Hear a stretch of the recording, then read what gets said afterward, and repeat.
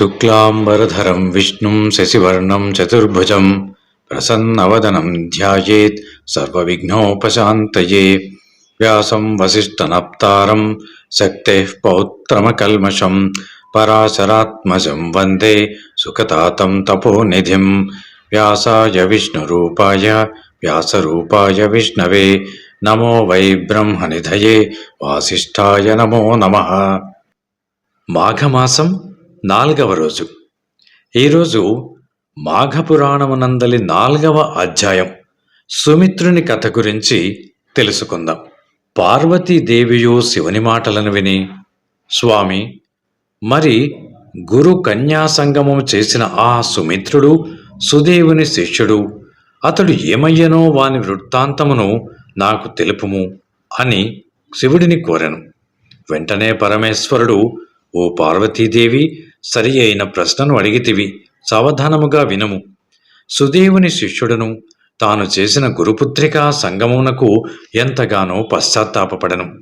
చనిపోదునని గురుపుత్రిక బెదిరించుటచే భయపడి ఆమెతో వ్యభిచరించితినని అతడు బాధపడుచుండెను. తుదకు తనలోని బాధను భరింపలేక గురువు వద్దకు వచ్చి నమస్కరించి ఈ విధముగా పలికెను.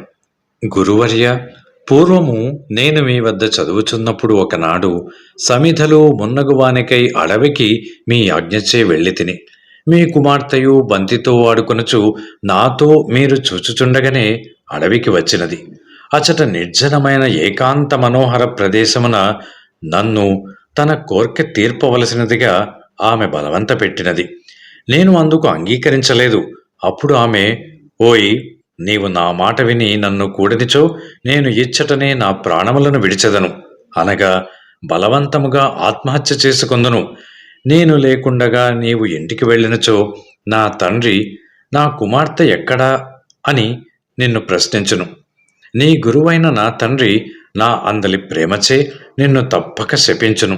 మూఢుడా, ఇప్పటికైనను నన్ను పొంది సుఖించుము, నన్ను వేగముగా కౌగిలించుకొనుము, రమ్ము అంటూ నా కోర్కెను తీర్చమని అనేక విధములుగా నిర్బంధించినది. నేనును మీ శాపమునకు భయపడి ఆ అరణ్యమున మీ పుత్రికతో రమించి ఆమె కోరికను తీర్చితిని. ఆ తరువాత ఈ విషయమును మీకు చెప్పుటకు భయపడితిని. మీ కుమార్తె చేసిన దోషము వలన నేను పాపమును పొందితిని. దయ ఉంచి క్షమించి ఈ పాపమునకు ప్రాయశ్చిత్తమును బోధింపుడు అంటూ ప్రార్థించను. సుమిత్రుని మాటలను విని సుదేవుడు కొంతసేపు విచారించి ఈ విధముగా పలికెను. పోయి, నీవు ఇతరుల ఒత్తిడికి లోనై చేసిన పాపమునకు ప్రాయశ్చిత్తమును అడుగుచున్నావు. వినుము. అన్ని నదులలో మిక్కిలి ఉత్తమమైనది అయినటువంటి గంగా తీరమునకు వెళ్ళి 12 సంవత్సరముల పాటు తపమాచరింపుము. అదియే నీకు తగిన ప్రాయశ్చిత్తమని పలికెను. శిష్యుడైన సుమిత్రుడను గురువు చెప్పిన ఉపదేశమును పాటించి గంగా తీరమునకు ప్రయాణమయ్యను. అతడు తన ప్రయాణములో ఒకచోట ఒక దివ్యమైనటువంటి ఆశ్రమమును చూచెను.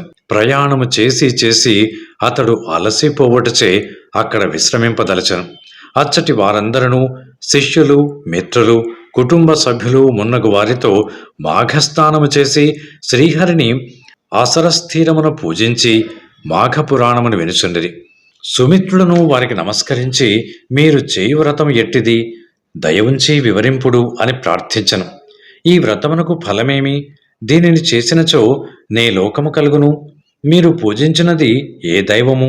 దయవుంచి చెప్పుడు అని అడిగాను.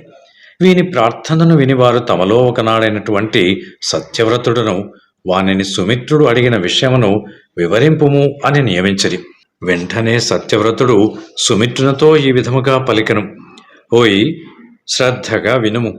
సూర్యుడు మకర రాశిలో ఉండగా మాఘమాసమున ప్రాతకాలమున నది, సరస్సు మున్నగు వాని యందు స్నానము చేసేవాడు శ్రీహరికి అత్యంత ఇష్టుడగును. ఇట్లు మాఘమాసమున ప్రాతకాల స్నానము చేసి తీరమున శ్రీహరిని అర్చించి శ్రీహరి మహిమను వివరించు పురాణమును వినుచు మాఘమాసమంతయు గడుపుట పుణ్యప్రదమైన వ్రతము. మాఘస్నానము మానినవాడు, సత్య శౌచములను విడిచినవాడు, పరులను నిందించువాడు, బ్రహ్మహత్య చేసిన వానితో సమానులు. అబద్ధపు సాక్ష్యమును చెప్పినవాడు దురాచారుడు, శ్రీ సాంగత్యలోలుడు, మాఘమాస స్నానము మానినవాడు బ్రహ్మహత్య చేసిన వానితో సమానమగుదురు. తోటలను కూల్చినవాడు, కన్యలను అశ్వములను అమ్మినవాడు, చెరువుగట్టును తెగగొట్టినవాడు, పరస్త్రీ సాంగత్యము కలవాడు, దేవద్రవ్యమును అపహరించువాడు, తానిచ్చిన దానినే దొంగలించువాడు, మద్యపాన లోరుడు, అనిన మాటను తప్పినవాడు, పెద్దలను దేవతలను బ్రాహ్మణులను ద్వేషించువాడు, దేవునికి నివేదన చెయ్యని అన్నమును తినువాడు, పితృశేషాన్న భోజనుడు, సోదరుని భార్యతో రమించువాడు, అసత్య భాషణుడు, భుజించుచు అపవిత్రుల మాటలను వినువాడు, పురాణ శ్రవణమును వివాహాది శుభకార్యములను పాడు చెయ్యువాడు, తల్లిదండ్రులను ద్వేషించువాడు, వీరందరూ పాపాత్ములే సుమా. మేము చేయుచున్న ఈ మాఘమాస వ్రతమును పాటించినచో ఇప్పుడు చెప్పినటువంటి పాపుల బుద్ధులు మారి పరిశుద్ధులై పుణ్యములను పొందుదురు. మాఘస్నానమును చేసి తీరమున తులసీ దళములతో మాధవుని గనక అర్చించిన వాని పుణ్యము ఎంతగానో వచ్చును. వ్రత అంతమున చేయు అన్నదానము శుభఫలప్రదము. ఈ వ్రతము ఆచరించువానికి పునర్జన్మ అన్నది ఉండదు అంటూ సత్యవ్రతుడు మాఘస్నాన వ్రత ఫలమును పెక్కు విధములుగా వివరించను.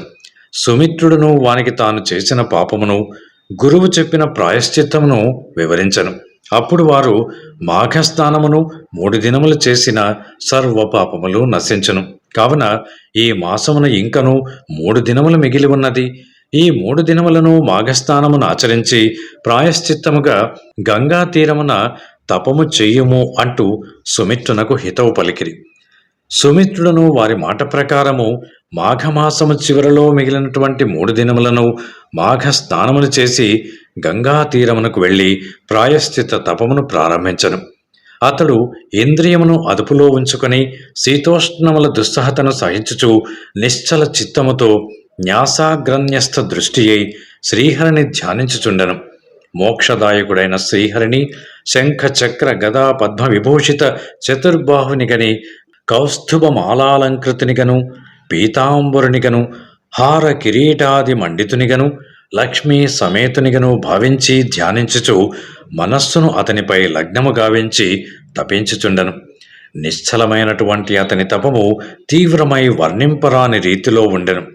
ఈ విధముగా 12 సంవత్సరములు గడిచినవి. అయినను మానక అతడు అట్లే తపమాచరించుచూ ఉండెను.